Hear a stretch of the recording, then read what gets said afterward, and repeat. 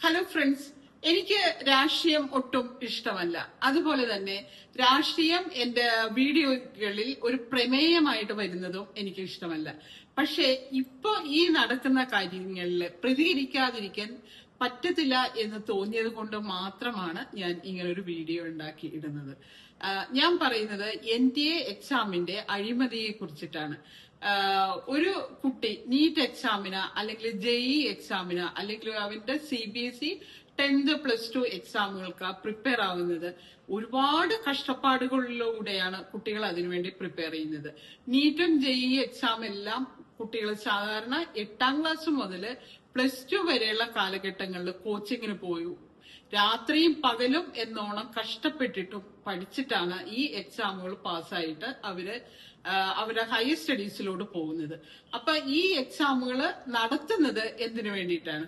ഏറ്റവും ബുദ്ധിയും കഴിവും അതിന് പ്രാപ്തിയുമുള്ള കുട്ടികളെ കണ്ടെത്താൻ വേണ്ടിയിട്ടാണ് ഈ എക്സാമുകൾ നടത്തുന്നത്. പക്ഷെ ഈ എക്സാമുകളിൽ അഴിമതി നടത്തുകയും അതിൽ അർഹതയില്ലാതെ ഉള്ളവർക്ക് സീറ്റ് കൊടുക്കുകയും എന്നാൽ അർഹതയുള്ള കുഞ്ഞുങ്ങൾ പോയി വിദേശങ്ങളിൽ പഠിക്കുകയും നിറയെ പേര് ഇപ്പൊ ഈ നീറ്റിന്റെ ഈ കഴിഞ്ഞ എക്സാമും അടുത്ത എക്സാമിനും ഇടയിലുള്ള ഗ്യാപ്പില് ഏകദേശം രണ്ടാമത് റീകണ്ടക്ട് ചെയ്ത എക്സാമിനും ഇടയിലുള്ള ഗ്യാപ്പില് ഏകദേശം 18ഓളം കുട്ടികളാണ് സൂയിസൈഡ് ചെയ്തിട്ടുള്ളത്. അപ്പൊ ആ കുട്ടികളുടെ മാനസികാവസ്ഥ ഒന്ന് ആലോചിച്ച് നോക്കൂ.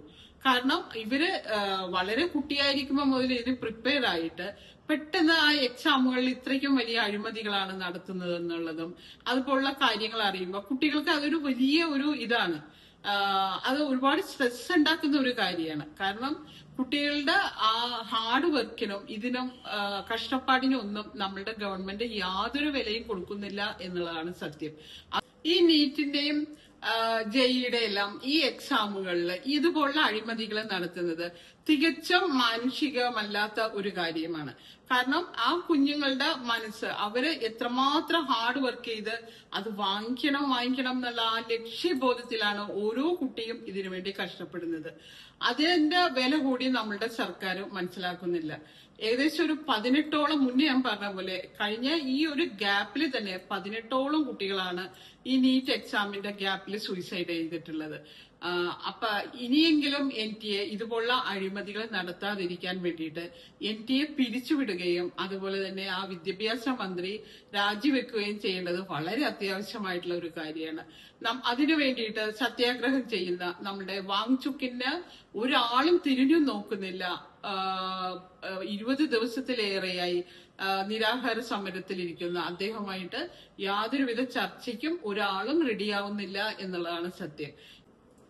ബ്രിട്ടീഷുകാരുകൂടി മഹാത്മാഗാന്ധി നിരാഹാരം സമരം ചെയ്യുന്ന സമയത്ത് 20 ദിവസത്തിലേറെ നിരാഹാരം കിടക്കാനായിട്ട് വിട്ടിട്ടില്ല. ബ്രിട്ടീഷുകാര് ഏറ്റവും ദുഷ്ടന്മാരായിട്ടുള്ള ആൾക്കാരാണ് എന്ന് പറഞ്ഞാൽ കൂടി അങ്ങനെ ബ്രിട്ടീഷുകാരുകൂടി ചെയ്യാത്ത ഒരു കാര്യമാണ് നമ്മളുടെ BJP സർക്കാർ ഇന്ന് ആ പാവം മനുഷ്യനോട് ചെയ്യുന്നത്. 20 ദിവസത്തിലേറെ അദ്ദേഹം നിരാഹാരം കിടക്കുന്ന അദ്ദേഹത്തെ ഒരു ചർച്ചയ്ക്ക് വിളിക്കുകയോ സമാധാനപരമായിട്ടുള്ള ഒരു കാര്യങ്ങൾക്ക് ഒന്ന് മൂവ് ആവുകയോ ഒന്നും ചെയ്യുന്നില്ല. NTA പിരിച്ചുവിടേണ്ടത് ഏറ്റവും അത്യാവശ്യമായിട്ടുള്ള കാര്യമാണ്. കാരണം ഇവര് ഒരുപാട് വർഷങ്ങളായി ഈ അഴിമതി കാണിക്കുന്നത്. JEEയുടെയും അതുപോലെ തന്നെ നീറ്റിന്റെയും CBSEയുടെ എക്സാമുകളും മുഴുവൻ അഴിമതി കാണിച്ച് ശരിക്ക് അർഹതയുള്ള കുട്ടികൾക്ക് അർഹതപ്പെട്ട സീറ്റ് കിട്ടാതാവുകയും അതുപോലെ തന്നെ ഒരുപാട് കുട്ടികളുടെ സങ്കടത്തിനും കരച്ചിലിനും ആത്മഹത്യക്കും ഇവര് ഒരു വഴിയാവുകയും ചെയ്യുകയാണ്. അപ്പൊ ഈ സർക്കാരിനെതിരെ പ്രതികരിക്കേണ്ടത് ഈ NTAക്കെതിരെ പ്രതികരിക്കേണ്ടത് ഏറ്റവും അത്യാവശ്യമായിട്ടുള്ള കാര്യമാണ്. അപ്പൊ ഓക്കെ.